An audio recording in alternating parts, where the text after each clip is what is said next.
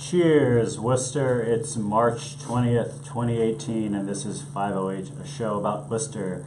Today we're talking housing, transportation, drugs, and mini pigs with City Councilor Sarai Rivera. I'm Mike Benedetti, and this is Brendan Milliken. Not Sarai Rivera. Not Sarai Rivera, who will, with any luck, be here in a little bit. Brent crude oil is $67 a barrel, up 3% from last week, and Bitcoin is $8,500, down 8% on the week. You are listening to Unity Radio 102.9 FM and streaming at worcestermag.com, Worcester's Community Connection. This show is also cablecasted on WCCA TV 194 and podcasted at pieandcoffee.org. Our call-in line is 508-471-5265. If you have a comment or would like to prank the show, today's contest is to prank the show by pretending to be Gary Rosen. So good luck with that, everybody. And thanks to the mighty Hank Stoltz for engineering today's show. Brendan, how are you doing? Fantastic. It's nice new digs we got here. It's a new space, and I'll pull back on the camera all the way. It's a new space. I think it's a basement location on Main Street. An undisclosed basement location. It's an undisclosed basement location on Main Street. You will never find it if you try to find it from Main Street. Somebody's found it, though. When I pulled in, there was all sorts of beer bottle caps everywhere in the parking lot. So we've been found. Just nice. Maybe not by guests. Nice. Well, Brendan, today is a city council meeting because last week's show, we didn't do a show last week, did we? It snowed heavy, yeah. It snowed heavily, so we didn't do a show. The council didn't have a council meeting. You're not the post office. So everybody got a bye on the week. But we have a city council agenda. I have a bunch of stuff we could talk about the WRTA. I don't know what you care about this week. I don't know what anybody cares about this week. Are you talking to me? You're talking to millions of listeners. I'm not talking to... I care about everything. Come on, roll on. What do you got for the council meeting here? Let's take care of all the city council stuff before City Councilor Rivera shows up. I think that would be helpful for both us and her. This is on me filling dead air. City council meeting preview for March the 20th. This week, weed, South, conservation, and crime. Replacing South. The council will vote on a $194,646,240 plan to build, quote, a replacement South High Community School at 170 Apricot Street to include the demolition and environmental remediation of the existing school. I would just like to point out I really appreciate the way you pronounce apricot. You don't say apricot like most New Englanders do. You say apricot, which leads me to believe you might not be from these parts. Mike. I'm not like most New Englanders because I am not at all a New Englander. Yeah. Do you have any thought? You know about school building. You know more about school buildings than I do. In a past life, I worked for the state agency, the Mass School Building Authority, that handles capital development in schools for the Commonwealth. Yeah, and this has been obviously long in the planning. It has, yeah. The process for South High School started actually my last year in that agency, and that was 2015, going into 16, I believe. Okay. That was the last board meeting that they had of that calendar year. This is before you went into the ice cream business. Before I went into the ice cream business. I've worn a few different hats in my life. I actually don't wear hats in state service. How often do we completely replace a school? So nowadays they're intended to be built for like a 50-year lifespan. Okay. And that's kind of roughly what you should hope to get out of a structure like that. It mostly due to programming changes and whatnot. South High is wait. What's programming changes? So like ed programming, right? Like the way you're going to deliver education to the students in question. And in South High is actually a perfect example of a school that is probably going to be taken offline before it was intended to be taken offline, and primarily due to changes in ed programming. So South High School is what we call an open floor plan school. Oh. They basically don't have walls. Right, and that's obviously, I mean, I feel like that's not even ed programming. This is just like conventional wisdom now that this is maybe actually a terrible idea, even though we did it in this country for 50 years. But sure, we didn't really even do it that long. You still find it in some places, mostly on the elementary level. It was a sort of a philosophical movement that started West Coast, and this was one of the few things, I guess, that originated West Coast, moved east, and failed miserably. A lot of companies also did this. Anybody who's worked in an open plan office knows it's a mixed bag. Not crazy, but to your point, I mean, so in an office place, I think it's a little bit easier to say, hey, look, this young woman doesn't fit into our open floor plan environment here. We're going to have to ask her to leave, and you fire that person. In a school, you can't really just fire somebody. And it's, in South High School, having been up there during the school day, and the educators do a fantastic job of managing the best they can. It's kind of jarring if you're used to a traditional classroom setup where you close a door and then the outside world is kind of sealed off, because They use more like a partition system, so it's the entire. You can hear classrooms away what's taking place, and in the unfortunate circumstances that something goes sideways in the school, like the entire school is aware. It's not a healthy environment, especially high school level. So this new school is going to be like a building with rooms. That's the change. That's the goal, Mike. We're going to build rooms. This is really great. I'm glad Worcester is at the cutting edge of these things. Well, we always talk about how Worcester's probably a couple of years behind the curve. It just took us a while to realize that the door exists, and now we should probably build around the door. We're going to have hinges, handles, the whole deal. It's going to be great. And the next programming change is going to be what? Kids are going to be wet wired. It's going to be kind of like in the Matrix, where there's just going to be like a pod based building. There'll be like aqua chambers that you go into, and it just seals everything. No, it's in that school though as well. It's time. I have such a difficult time talking about these topics without swearing, so I'm going to move on to the next topic. All right. The next item is Holden conservation restriction. Why are we talking about Holden, the Worcester City Council? Well, because the council will vote to spend $95,000 on a conservation restriction on some land near to the reservoir where we get our water. Because of collaboration with some other groups, 50 acres of land will end up with conservation restrictions. So this is good. This is just sort of the forward progress of getting our open lands formalized as being open lands into the indefinite future. All right. And trying to make sure nobody builds some kind of waste treatment plant. I think it's on the banks of our reservoir. It's a ploy for us to start carving away land around the reservoir, so when we're ready to finally make our move, we can steal that land, annex that land from Holden. I want to see. I've never heard anybody in Holden complain about this because I don't know why. Everyone in Holden drinks bottled water. What do we need a reservoir for? I really just want to hear somebody to be like, who put their water on our land? Yeah. Holden, you guys need to be protesting this just because it would be hilarious. 2017 crime stats. The police chief has a report on last year's crime stats. Every kind of crime except for disorderly conduct declined versus 2016. In some cases, more than 30%. This is great. I don't know. What is there to say about this? Congratulations. Even compared to the 5-year average. No, they have a nice thing here. 2017 compared to 5-year average, and we actually see an increase of almost 8% in the terms of the number of incidents, but a decrease of 12% in the terms of the number of arrests. Do we think that this is because of this thing where the police are like, if you're like being homeless in public or whatever, the police are more likely to try to get you into some kind of thing than they are to arrest you these days?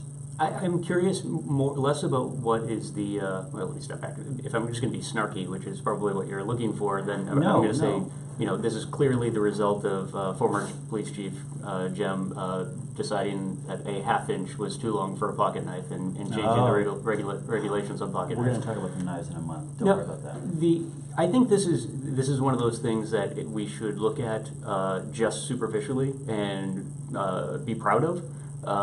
Because it's not just here, right? This is one of those topics when it comes to crime in general, especially property crime and violent crime, that we're seeing very significant drops, not just nationally, nationwide, internationally, worldwide. Right? I mean, really? Well, yeah. No, almost every Western nation, you're seeing the same. Everything's right on. It's the same dip. Is this because of the millennials? Is this because the millennials, compared to previous generations, do no drugs and have no sex, and so just basically are chiller individuals? No, it's legalized weed. Everyone is just totally. No, I don't know. Well, that's the and point. Better video games. Nobody really seems to know. I mean, this is a topic that is discussed at a very high level amongst people who are smarter than you and I, at least in the area of like sociology and whatnot. And yeah, I think when we try and dice these up in real time, we kind of miss the point entirely. That we should just be pausing and celebrating that we don't live in a but Good also job, I don't know if you saw Nick Kontsopoulos' column in the Telegram on Sunday. I think did a great job capturing the reality that we still live in a city where the perception is we are ravaged with crime. Right. You come to Worcester, you die. That's just the only outcome. Right. You not die naturally. You look at any online format, even for the past 10 years, 15 years, you look at any online format where people are allowed to comment somewhat freely, and it's just like anything that happens in Worcester, it's just this giant list of people who all moved to Florida a long time ago who are like, Worcester, it's a deadly place. Or people who live in the suburbs somewhere and they're like, Worcester, it's a deadly place. More people are killed every day in Worcester than the entire nation of Iraq or whatever. Where the reality is that there's not a ton of incidents at all, Relative to the population, no. Yeah, I mean, there's, yeah. I mean, there were 8 people killed in Worcester last year, and that's terrible. But relative to the population and relative to humanity in general, that's a safe place. Right. It's not a good thing, but it's a safe place. And you know, Chief Sergeant had what I thought was a really great quote in that column I mentioned from Nick over the weekend. That, you know, of course there's still work to be done, right? Like as you were just getting at, any tragedy is still tragedy, and you want to work to solve that. Any crime is still crime. You want to work to solve that. But you know, I think the police department has figured out some approaches from their side that allows for what they consider to be a good mix of policing styles. And simultaneously, there does seem to be something happening in society where maybe we're just exhausted from being crazy. Where, you know, I don't know. But again, dicing it up in real time, it always kind of makes me nervous. That we shouldn't worry too much about year over year, and more like how are we doing today versus 25 years ago. Well, we can look behind us and look for trends and continue doing what seems to be working. At the same time, trying to figure out what's happening today when we recognize that that is literally the job of like historians and sociologists who study, and economists who study those data pools long term going into the future. I don't know that a lot of us are really qualified to get into the weeds on what's happening. Well, speaking of getting into the weeds, Brendan, there's a weed item on the agenda as always. Can the council limit the number of weed stores to 3 per council district? I was going to say, I thought we did this last week, but that's right, we canceled last week's meeting. No, we can't. The city solicitor says no. And there's a map. This is going to be not helpful to either our people on the internet or on the radio, but they have a map with the purple areas, which are areas where you could locate marijuana stores in Worcester. And it's basically a sort of a splotchy trail from north to south, and then some other blobs to the east and to the west. But it's basically a north-south axis of weed that will exist in Worcester. This is, I was hoping that Councilor Rivera would be here to talk about this one real quick, because as a proud District 5 resident, yes, some would say that I basically live in Holden. I like to think of myself on being on the front lines of a potential Holden invasion. Why? You know, both of us are so hostile towards Holden today. Sorry, Holden. I don't mean to. I mean, no. I don't mean to get into it. But they're clearly, you know, I've heard a lot of the councilors talk about how certain districts are going to be impacted more so than others by this sighting, and I can't help but notice that. Well, so from my perspective, I think from what a lot of the councilors are saying is that, you know, they're going to be inundated with weed shops. I also view it as an impact, but I view it from the perspective of someone who lives in D5 that there's going to be a total lack of weed shops. You're really going to have to basically go to District 4. I have to cross Park Avenue before I can necessarily find anything, and that's not. There's a little. Is this Tatnick Square? There's a tiny little thing. So there's going to be a super. All your weed shops are going to be right there at like one strip mall in Tatnick Square. So that'll be good. Basically, there's half a block that you can pack everything into. You get all 3 of them right in that one little corner there. Nice. The bus is on the agenda. The WRTA director has a report detailing the ins and the outs of proposed service cuts, and people continue to organize against these cuts and for increased bus funding. There's actually a hearing and a rally today around bus funding. I want to talk about bus funding after our next commercial break, Brendan, because unlike past weeks, I actually feel like I could talk about it at the level of a small child, at least. All right, perfect. Rather than not being able to say anything. I'll do my best not to talk down to you, Mike. Hank Stoltz, are we ready to go to some very important messages? Please hang on. Some very important messages are coming up, and then we'll be back with 508, a show about Worcester. The lighting in this room is making me feel not depressed, but just making me feel like... Would you like more light? I don't know. Are there other lights? We can try more light. No. Maybe it's the fact that the light is all coming from above. It's making me feel like I'm in a basement. Well, oddly enough. There may be. Yeah, that's maybe better. That actually looks better. Looks better on the camera anyways. That's what it is. Yeah, I feel like, because I think I felt like I was in a poker game before. Could you put the other one on real quick? Just to see what it takes a second for the camera to catch up. I just wanted to... I think you should put all of this light. Yeah, you know, that's perfect right there. Okay. The lighting on the camera is fantastic. Yeah, this is great. I'm thrilled that the people at home watching this just watch us figure out lights. Yeah. Look at that. In one day, Mike, Worcester has figured out walls and lighting. This is... It's really... It's really something. Leapfrogging into the future. Wait, am I going to the commercial break too early? I am. No. Well, sorry. Are we coming back from the commercial break in a little bit? I don't know. How much time do we have in this one, Hank? About 34 more seconds. Okay. Here. I find it really interesting that they came. The first big report we're going to see on busing is about cuts. I can't pay attention to what you're saying. No, you're really enjoying this.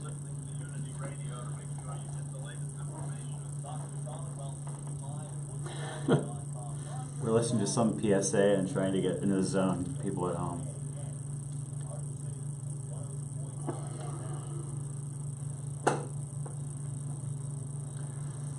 This is the water, and this is the well. Drink full and descend. The horse is the white of the eye, and dark within.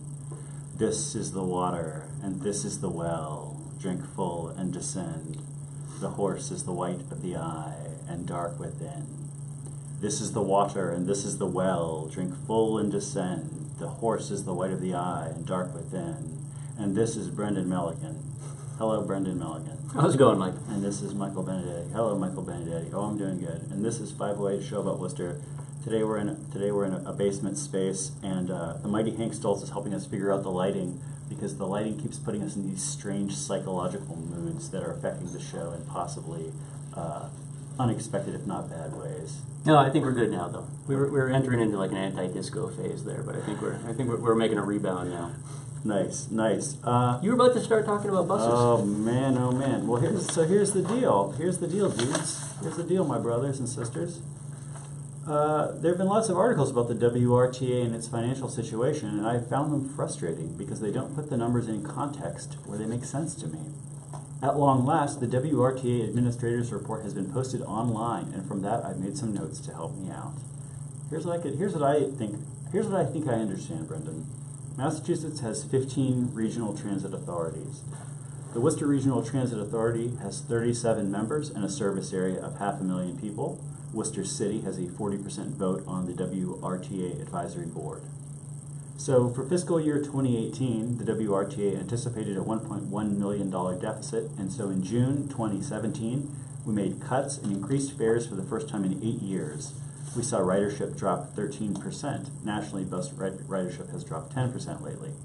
We may still end up with a $200,000 shortfall for fiscal 2018. And here's the breakdown for fiscal 2018. Total operating costs, $25.7 million. 22% of this is paid by the federal government, 44% by the state government, 18% by local government, and 15% from bus fare. Massachusetts is keeping its WRTA funding the same for fiscal year 2019, and so we anticipate a $900,000 deficit, which is to say a 4% deficit. And the current proposal is to cut service beginning this summer. I'm trying to do math in my head, Mike, and it's not working out for me. Well, I did all the math for you. Basically, schools have failed yes. me once again. Well, basically, basically, we're going to be 4% short. Yeah, no, but what I'm finding interesting looking at those, so you got this $25.7 billion budget. Million dollar budget. Let's first of all point out that the city budget is something like $600 million. We were just talking about a high school that's going to cost roughly $200 million. Right. So $26 million is not nothing, but $26 million is not, or I should point specifically $900,000 deficit. Yeah. Is not the kind of thing that should be impossible for us to deal with one way or the other. In the previous hour, Walter Bird was discussing the highest paid city employees. I think like 3 of them made more than that per year. First of all, we should definitely have at least one employee make $1 million a year. Just a ceremonial position. We could be some kind of competition or something. But wouldn't it be awesome, the $1 million employee? To be that employee would be You want to great. market the city of Worcester. That's how you got to do it, Brendan. Random lottery. Yeah. Anyway. So you've got this. The thing I'm having a hard time figuring out here. Yes. The Yes. federal side being what it is, state side being what it Yes. is. How do they dice up? And this is where I think you failed me, Mike. Yes. How do they dice up this 18% that the local governments pay? Because even though just judging from the share we have on the board, she said was 40%. Yes. I'm going to guess we pay the lion's share of the local contribution rate. Yeah. Well, let me get the thing. It would stand to reason.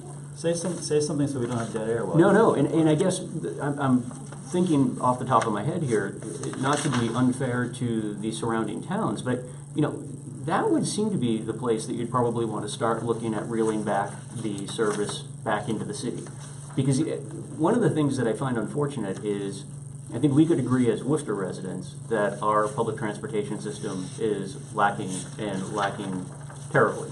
Simultaneously, that part of why that transportation system is spread thin is because it's literally spread thin throughout the county or the service area for I think really just the bottom 2/3 of the county. So we contribute $3 million a year of the local assessments, and the local assessments are a little under 5 million, 4.8 million a year. Okay.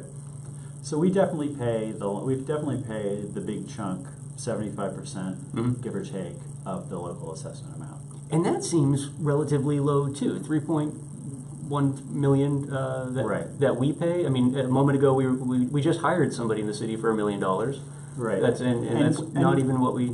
And we pay that, and we don't pay that out of, or at least it's not budgeted out of property taxes. That's paid for out of money that the state gives us as local aid. Really? So basically, Yes. the state is paying both its share and the share that they deliver to us via local aid. Let me read this sentence to you, and you tell me if I understand this right, because you understand the state government. The city contributes $3.1 million to the WRTA through an annual assessment taken directly from the state's local aid apportionment to Worcester. Okay. So this means that the state gives Worcester a bunch of money every year, and Worcester's like, we're going to give $3 million of that money to the WRTA. Yeah. Well, and you know, as I said to you when we were in break, the thing that bothers me most about where this is starting, it starts with cuts, right? Like the conversation starts with cuts. Again, a thing I was hoping to be able to discuss with Councilor Rivera, that this reminds me of when I was a kid and I would listen to my parents talking about politics, and when former manager McGrath ran the city, for years ran the city.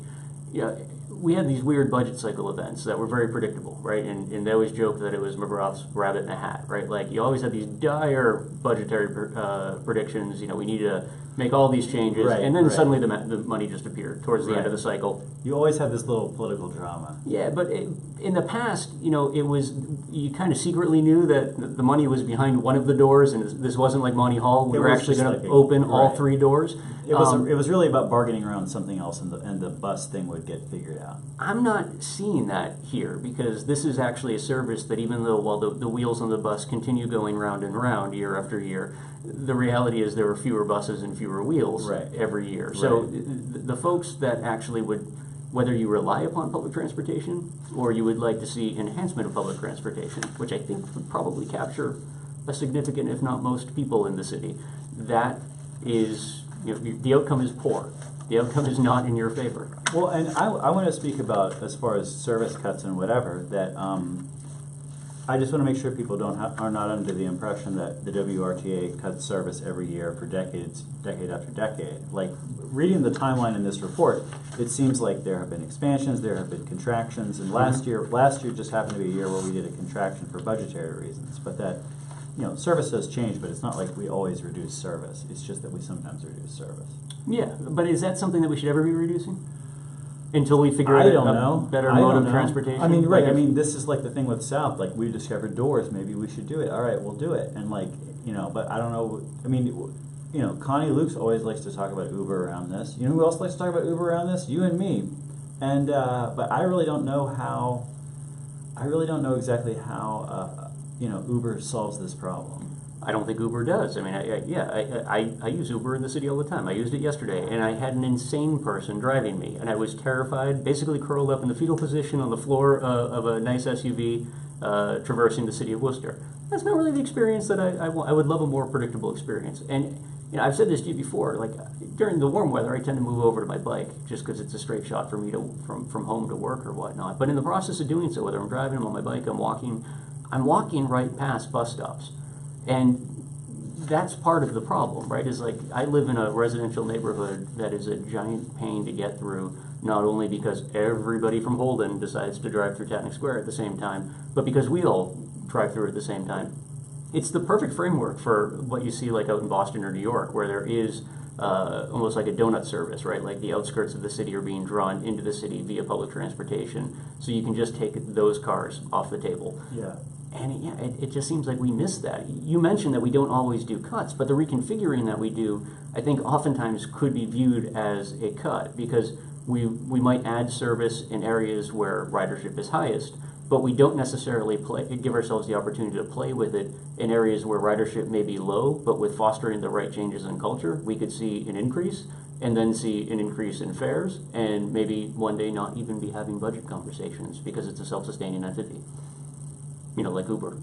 I don't know though. I mean, right now fares cover what did I say? 14%, 15%, around there. Yeah. Basically nothing. Hold on, I keep getting these texts. Okay, I think our guest is here. One of us might have to run out and get the guest, or maybe Hank Stoltz, the mighty Hank Stoltz. And this is, but so you said 15%, right? That's what they are. Sure. You're looking at the paper. I'm not. Yeah, 15%. I'm looking at the wrong paper. So not only am I here, you not paying attention, I'm making stuff up. No, but so we're as bad as Walter Bird today, Brendan. What's going on with this? 15% from fares.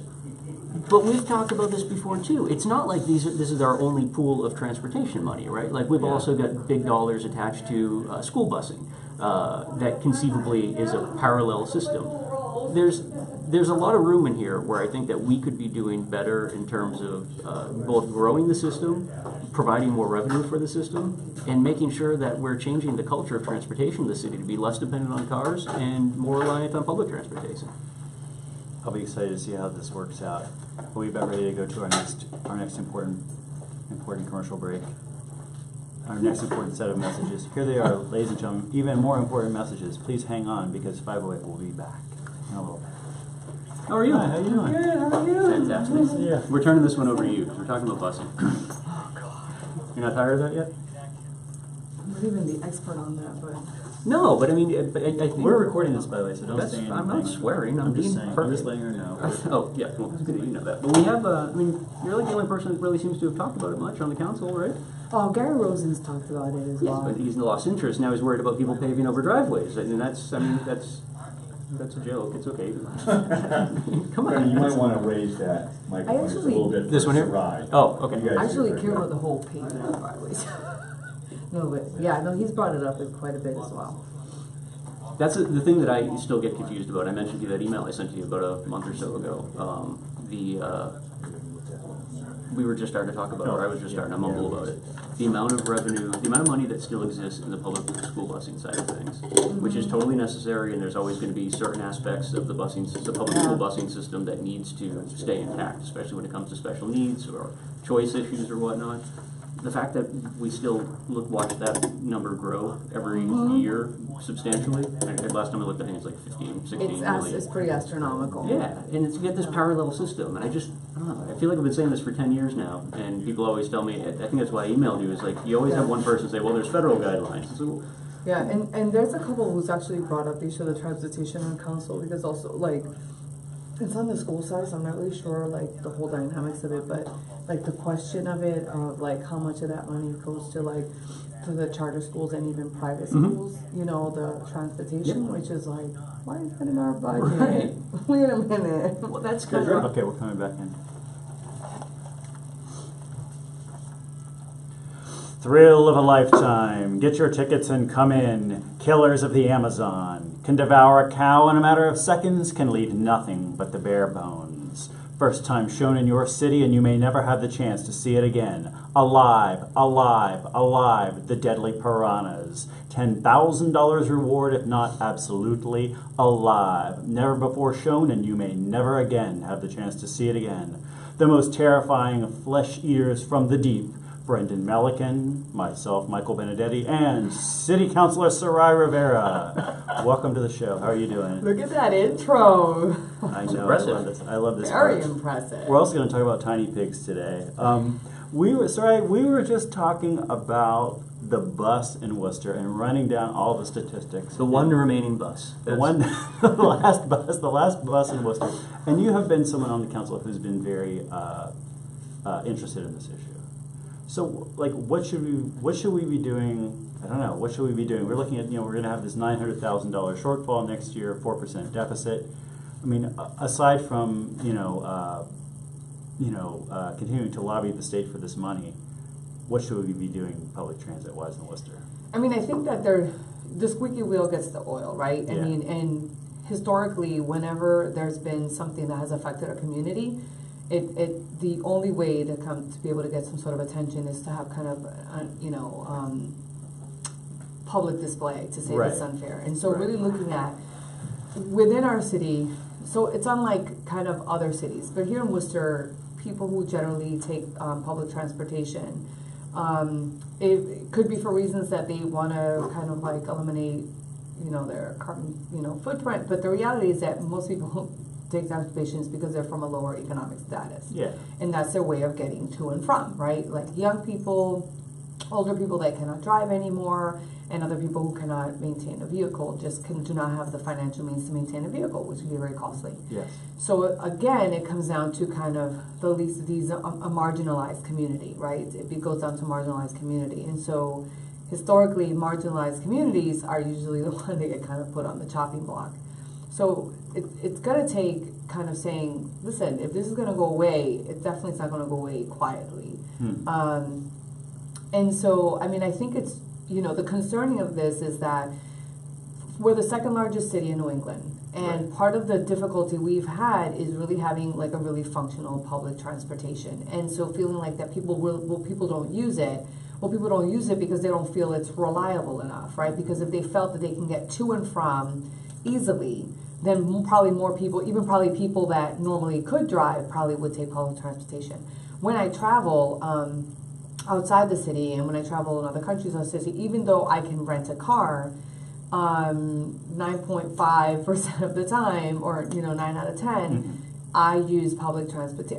I scoop out, and if they have a very good public transportation system, even in other countries, that's what we do. Yeah. We kind of work it out and finagle public transportation. So it's almost like what came first, the chicken or the egg, and looking at, people aren't using it. People aren't using it because it may not be, fully reliable, and they continue to, if it's not upping the rate, it's cutting the routes. And so if you cut the routes, how are they going to get to and from? Yeah. So then they're going to have to seek out other forms of transportation, then eliminating some of what we have. Some of the other things I put on council, prior to what we were dealing with, this was actually trying to bring attention to utilizing public transportation. And one of the things that I talked about was looking at public art on bus depot areas, because some of the areas I've gotten concerns that they have been like either vandalized or not as clean, and so I researched, and there was some work that was being done in other cities that used kind of some of the bus stops and area had created like art area, art displays out of them. Yeah. And that created creating a creative and safe space, and it was a way of increasing public transportation. So this is really concerning, because who it's gonna hurt is a community that is dependent on transportation to get to and from appointments if they're elderly, or to and from work, right? And so we're definitely this is definitely an economic problem as well, because it's gonna hurt people in our community. I took the bus today, and there was a guy down at the main bus depot who had a big sign saying "Save the buses" and had information about today's rally on it. And he said, "I will not live on a reservation," which I thought was an interesting way to put it. That like for somebody who doesn't have a car and who's not going to be paying all this money for cabs and Ubers, like you're going to be stuck. If the less public transportation there is, the less you have the ability to, I don't know, live a free life. Get around. And then we also it's the other catch-22 that we're definitely, as you know, I've put forward, the complete streets and trying to make the city more bike-friendly, walkable, and things like that, which is so important in so many levels, but we're just not there yet. And so the alternatives of people, there are more and more people trying to choose alternatives like biking and things like that. But the other thing too, that it does pose a safety issue. Yes. And so if we still haven't gotten to the space yet, right, where we're completely bike friendly, that we're not used to having kind of bikers as, that we're sharing the roads, that becomes problematic. So it's almost like right now, there's a lot of things that we're dealing with, and too many to grapple with at the same time. So you're eliminating one, and if we push another form of transportation, such as the biking system, for example, what are we going to do when that really isn't fully set up? And so we're posing, specific dangers for people. Right, because all these things around complete streets or more bike lanes or whatever, what have you, these are all things that are going to take a decade to be really correct. realized. It's in time, and I'm glad that we're talking about it, and just also, walkability, lighting, accessibility for people that are different able bodies, that get around not using their 2 legs, but using some other form of device. Like, Yeah. how do we figure that out? So we are like super inclusive in our city and that people have access to and from. But like you said, that's going to take time. I'm really excited to be part of that conversation and that people are really seriously looking at it. And we have all kinds of people, like from all walks of life, having this conversation together at the Yeah. table, which is super exciting. But that's not something that happens overnight. And so losing the RTA the way we are, which in certain aspects we are. I mean, the way that they've eliminated it, it's hard to believe that. It's almost like, you've got to be kidding me. This can't be happening the way it is. It is. I'll tell you, this is why it drives me crazy because, you know, like, imagine like level funding it, and so, or not level funding it, but dealing with a budget shortfall and giving it $1 million. Or let's say you give it $2 million so you can reverse some of the service cuts and see if you can start a positive spiral rather than the negative downward spiral. I mean, $2 million is a lot of money. I do not have $2 million.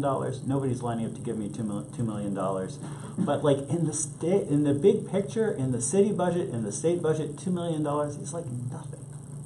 But somehow, I don't know. No, it is. I mean, it's a rounding error in a budget that's, or when you go to the state level, it's even more noticeable because while the state gives a significant portion of the budget for the WRTA, the amount that they give relative to the size of the state budget, relative to the size of the state's transportation budget, it's a drop in the bucket. And yeah, that's, we were talking about this a little bit earlier, and I think it's one of those things that maybe it's some institutional knowledge in the city that sometimes gets lost or intentionally forgotten, but we used to have this this go around every year when the budget cycle came up, when City Manager McGrath was still around, and it was his rabbit in the hat, right? Like we cried poverty on everything, got people worked up to see what the real issues that matter were and whatnot, and then magically the money just appeared when it was necessary, and you'd have some things shifted around or whatnot. But to your point, when that happens here, the people who are most likely to be impacted based on usage today, oftentimes are also the people that don't have the voice actually necessary to go out and be screaming bloody murder and make sure that the rabbit comes out of the hat when it's supposed to. Or they have the voice and unfortunately It's they're not just heard. not heard and they're not included at the decision-making table, Yeah. and that's really problematic. But even in a bigger level too, like this to me is one of those things that comes before the Complete Streets process, right? Oh yeah, Like, 100%. That's what I'm saying. Yeah. Yeah, I agree with you 100% on that. I've been cycling in the city for, most of my life now, right? And yeah, as you've watched density of cars increase, like the last thing I would ever want is more people to start cycling in the city. It's nice to see and it's nice philosophically, but the reality is that we have a car culture in the city, and that's something that Very needs much. to change. That's exactly what I'm saying. Yeah. But when we grew up, like that, we're roughly the same age. I mean, it's like I took the bus everywhere Yeah, growing up, bus, and it was I did my bike. you had- everywhere. yeah, I do my but bike now, be honest, but I used to bike everywhere. I was a Tatnick kid, so I mean, to go downtown to hang out at the arcade or whatnot, like you had to take the bus. It was everyone had single car households. So we allowed that culture change to happen, and this is the part that really confuses me is why there isn't more of a drive to change. When everybody can seem to agree there's too many cars on the road, traffic is a nightmare, whether you want to view it just from a convenience perspective and say traffic is a nightmare, when you look at the maintenance that DPW has to do to keep up on roads and reconfigurations or whatnot, everyone seems to agree that our current system is broken. You've got this one system that already exists. Nobody's asking anyone to create something from scratch, that just needs a little bit more wind under it to actually get back to where it used to be, and you can start changing that culture with an existing framework. And I'm just shocked at how little interest there seems to be in the WRTA year after year. Yeah, I mean, and unfortunately, this is the conversation of equity, right? It really comes down to like when you look at kind of populations of the haves and the have-nots, and we've seen a continuous, unfortunately, continuous kind of effort even at the state level, at the federal level, and at the state level, where the have-nots just continue to have even less and less. And they're not the priority by any means. They're not even the consideration.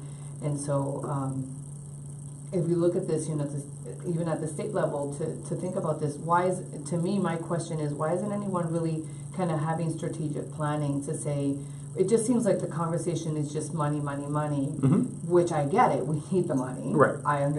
But thinking about, how does this, we never think about this systemically. If you affect A, how is B and C and D affected? Right. Right? And then if C and D are affected, how does that, and it's like this like ripple effect, and understanding that. And so then we want to kind of cry when we go into some sort of a crisis of some kind, right?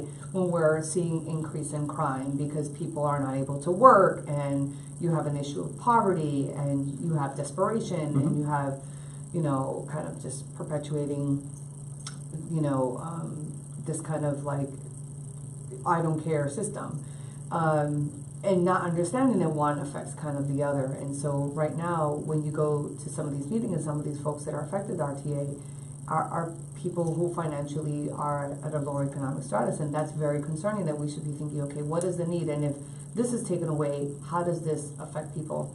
How does this affect people who are elderly and can't drive, getting to and from medical appointments? So how will this then, how can this become a health crisis, right? So then now this isn't just a transportation, it becomes a health crisis. How does it come when kids are falling just right under the 2 miles? But honestly, we live in New England, and walking, I know, I used to walk to school. I was one of the under the 2 mile people. And you know, when it's really cold out, it's brutal. You used to think about taking a bus, or, you know, we used to all kind of like pool our money together and get the cab, right? People don't know about yellow and red cab. It's Uber now. Somebody asked me, it's like, what's that? Red cab? What? But I was the same way growing up. I mean, we all, I lived basically on the other side of 122 from the elementary school I went to, and we all walked. I mean, there were no buses at the time. It wasn't fun. I mean, we crossed 122. It was a state highway, and I'm pretty sure we didn't lose anybody. And I'm not suggesting to go let your kids go run across state highways or whatnot, but we've actually done all of this in the past, and maybe it wasn't ideal, but the system that we have now, we were talking a little bit when you first came in, but it's this kind of duplicity in systems where, whether it be the public school busing, the public transportation side of the WRTA, it seems like we've got these systems that are intended to exist in their own little universe without ever acknowledging that they're basically trying to achieve the same goal many times. And do you think so? I'm curious to know, like, how do you think this thing with the school bus and the WRTA would work out financially? Do you feel like there would be like a lot of cost savings there? well, if you had, I mean, this is just my take on things, but if you've, I could don't have it in front of me, find but you I think it's- a pie graph about I something. think If you pie chart, but I mean, I think it's around 16 million this year or so is what we spend on busing for the public schools. Okay. What are you saying? We're going to The be school short? bus system is cheaper than the WRTA. Yeah, but my point is not. Well, it's not that it's less expensive. It's that you're only missing around 200 grand right now. Yeah. It would seem to make more sense, instead of saying, well, how can we save money and cut service or make adjustments to service on the WRGA side? We would say, how can we actually grow this system so it makes more sense for everybody in the city? And my biggest thought process has always been kind of what I was alluding to earlier. We used to have a culture that relied very much so on the WRTA. We lost that. However we lost it, that's fine, it's gone. But it would seem to me the best way to bring it back, if we wanted to bring it back, would be to start instilling that culture into young people. And if you gave every student a bus pass at the start of every school year, and let them do whatever they wanted to with it. Get to school with it, go see their friends with it, find new corners of the city that their parents didn't tell them existed. That would seem to be the best way to get young people riding a bus. And then 10 years from now, when you get to your complete streets, finally comes together, now you've got a full generation. So yeah, we didn't bother getting our license. You got plenty of room on the roads for bike lanes now. In fact, last summer I put forth on the agenda to be able to kind of look for ways that you could have like a youth pass, and where youth would have like a significant discount or even free, right, for a period of time in the summer. Did you get anything back from that? Yes, we ended up getting a youth pass in the summer, but the way that happened, it wasn't the RTA, it was that our city, our youth department, which was pretty phenomenal, ended up finagling a grant and then was able to access. So all the kids that were coming kind of to and from for a period of time, it was a pilot project that was done last year between a certain time, I think it was June into August or right into September. And if you were under, I think it was between the ages of like, I think 11 and 22 even. So it really extended up to like college students. This is like riding a city bus. Yes. This is like the regular city Yeah. bus. Okay. You went in and you applied and you were given what's called a youth pass. Is this going to happen again? Well, that was like after. Like you said, it was just a one. It was what we did as a pilot, thing. hoping that it would be something that we could have as reoccurrence in the summer. Was kind of helping youth getting to and from jobs, getting to and programs. Yeah. Getting to and from activities in the city. Again, just instilling that kind of culture of taking the RTA. But it it wasn't anything that the RTA gave us, which was, we were hoping we had to get kind of a grant, and the grant paid for that. Which is, you know, again. So do we, difficult, so are we getting the grant this year, or it's not but gonna I don't happen know, this well, year? it's, right, see. yeah, Okay. still kind of in the, This is your project, Brenda. To write the grant? You or gotta be to- out there I don't- lobbying, I'm you not a gotta be good out there grant writer. lobbying for this, man. Well, no, well, okay, I think that's kind You of don't, what. you don't have to, but you could. Well, I'll be happy to. If you need any help with any of this, please let me know. I definitely will. No, because again, I just find it absurd that everyone has these really well-intended ideas. I love the Complete Streets program, again, as a cyclist and Mike as a walker. It doesn't make any sense. I mean, I agree with you, that's why I said, Yeah, I said, no, yeah, totally. yeah, It's- definitely. And I mean, when I started commuting by bike back in the 90s, Boston at that point was listed, I was every year went back and forth by Bicycling Magazine, the number 1 or number 2 worst city in the country to commute by bike in. And then 10 years later, it was in the top 5 every year. Now it's usually number 1 or number 2 in terms of the best commuting cities. That's a long process when you think about it, right? It's like anything else. It doesn't have, people think things are going to happen overnight. It takes a long Exactly. time. It just breaks my heart to think that, like, it's almost like the writing is on the wall for the WRTA, barring some sort of funny magic coming up or huge change at the state level, that this system is probably going to deteriorate further and further unless somebody comes up with a real plan locally to make sure that everybody understands just how meaningful it is. Yeah, and I think because we have such a car culture here in the city, if the RTA is affected, we're really not thinking about how detrimental this actually is for us in the city. I don't think, it's almost like, well, I don't take the bus, it doesn't impact me. It Right. doesn't understand this, like how we're connected systemically and how this holistic thing functions If and more, works. if even more people have to start driving in the city, how, Yeah. right, like how are things gonna work at all? Like you can barely drive across the city now during. No, exactly. Somebody was telling me the other day, were like, what's up? Like, I can't get from point A to point B without like a traffic jam. So think about this, like we're not thinking of like just the bigger picture of this and how this affects in so many ways, because it's just kind of the RTA, and we haven't been with such a car culture that we're not really thinking about that. So I think it's a matter of kind of like doing this, like getting that education out and understanding how this gonna affect you. Yeah. So even myself, even though I'm a driver, I don't take the bus, and but how would this affect me? How would this affect my community, which in turn will affect me? How will this affect people in my neighborhood, which will in turn will affect me? Like, we are selfish driven, let's be realistic. Most people who kind of get involved in a movement is because somehow they become attached to or close to someone, right?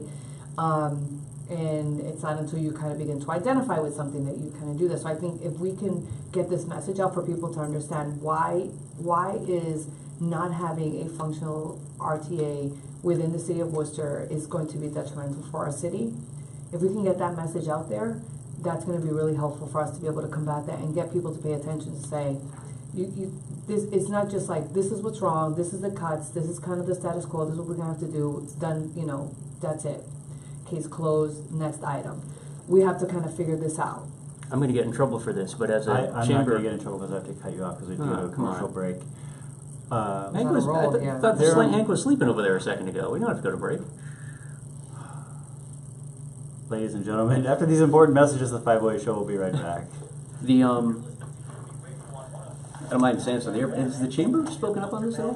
Because that's an area too. Like This is being recorded right I know now. it is. Okay. Yeah, no, I'm not Just saying letting you know. anything. I'm a chamber member. This is okay. All right. I can write a All letter right. if I need to. But All it's right. this is the way I always think about it now too. Is I've got a couple employees who that's how they get to work is the bus. So whether it's weather delays or just No, that's a really ridiculous good delays point. or I don't know if they've taken a stand on this. It'll be interesting today, I think, in the rally to figure this out, kind of look at this public rally. And I think from a business, I'll from do a a chamber call today perspective, I and think see. that makes sense. See, this is the thing. I think if people begin to understand how this coordinates, like some of the major companies or people that are their employees that they're getting to and from work, like this is definitely going to affect them, right? Yeah. So that's If our actually a good if point. some of our largest growth in the city is service industry now, like cats working Yeah. line hooks and washing dishes. They're not All the people car working in the culture. hotels, all the Yeah. people working in the hotels, that's a really good point. That's the kind of thing that's the kind of conversation that we need to be having. And so I think if we can kind of connect, I think, I don't think we as a city understand like together, like collectively, how devastating this really is. It's great. No, it just again. Remember the first time you going back on? We ready to come back in? Yeah. That was fast.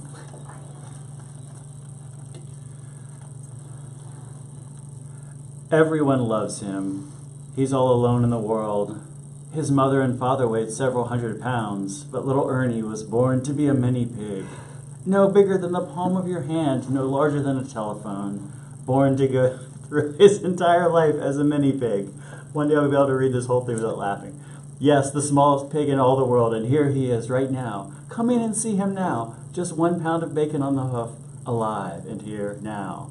On 508, Worcester's Libertarian Voice, with me, Mike Benedetti, with this, Brendan Melican, and with this lady over here, Sarai Rivera. Hi, everybody.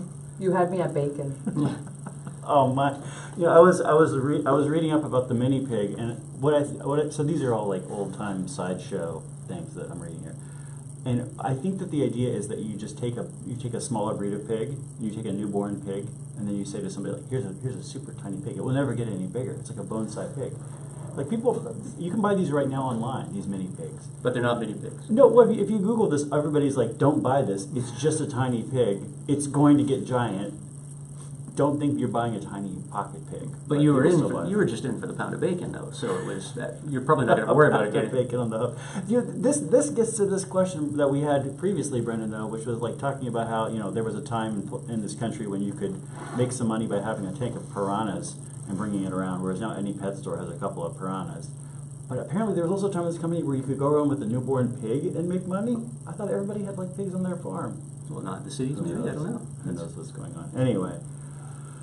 Sarai Rivera, we just talked about the bus for a long time. What are you excited about in the city today? What are you excited about? What are you positive about? I know I'm really excited about a lot of things. Complete Street is one. I definitely I'm excited about some of the issues that we've worked on in public health and continue to work on. So whether it's like our tobacco ordinance, which has been really great, and continue to improve on that, so be able to kind of be in a public space and in a park, and that's been great. We're really going to continue to tackle some of that now, really try to tackle some of the flavored tobacco that really deals with like affecting youth and really trying to attract youth. And so I think that's exciting. Some of our work regarding human trafficking and really understanding, kind of like changing the culture for people to understand that people think, oh, like it's sex workers and the oldest profession, and I'm like, yeah, no, that's human trafficking. Like literally, if you're having to purchase a human being, like you're purchasing a human being, and getting people to understand that, I think has been really positive, and having really great people at the table, from community to health, to public health, to the police, to the private sector, just people kind of sitting around and saying, and having and understanding this. And so we're now taking it even kind of a step forward and looking at, there's something going in now to try to create an ordinance regarding getting hotels to kind of be able to recognize that. So shout out, to the folks that worked on that. A lot of really good work going on that front. Yeah, so I think, this is part of been the form of socialization and how women can be sort of victimized, that it's okay, right? The sexist kind of society where certain things are just so kind of like acceptable, and we're saying, yeah, no, this isn't about like someone's choice, right? Yeah. Like, if you have to like pay someone to have sex with you, is that really a choice? It's coercion. So really looking at that and really having some of that conversation really openly and re-educating people, I think has been so invaluable, and that's been really, really exciting.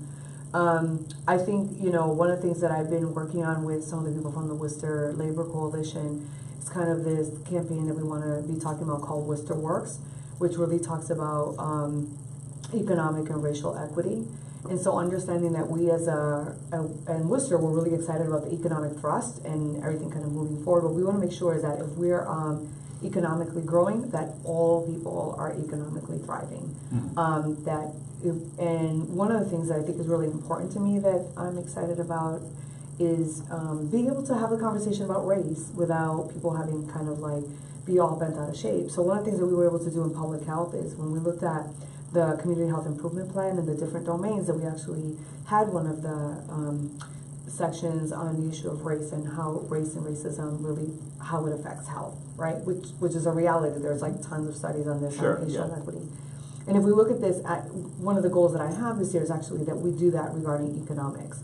So for example, if we're looking at a project we can maybe think about, okay, what are the, the pros and cons and what are some of the barriers, and we're strategizing to make sure that this project goes into fruition. Let's put something out, like for example, we want to support small businesses, right? And we want to take a look at small businesses. And we may have the conversation about like certain zoning, and then other, some of the licensing and all the things that have to kind of be checked, and all the kind of like when they have to go for certain like permits and things like that, and how do we streamline, permitting and things like that. We only have about a minute left. Oh, so I think it's really important to it's all gonna actually be think great. about the issue of like race as well, like to know that if we're looking at purchasing a home, are we talking about social segregation? Are we talking about economic inequities that actually has happened in communities of color, and also just in women and gender as well, like talking about the wage gap just with gender. So I think if we have some of these conversations, I think it's really important. So I'm excited to be working with a really good group of people and pushing that forward. Well, thanks for your good work, and thanks for being on this show. I wish we had a longer show. We should get a longer. Hank, what can we do to get a longer show? Let's talk to somebody about it. Okay. All right. Okay. No problem. Well, everyone, thank you for listening to Unity Radio 102.9 FM, streaming at worcestermag.com. And this has been the 508 Show, and we'll be back to talk to everybody next week. Bye-bye, guys. Thanks for coming.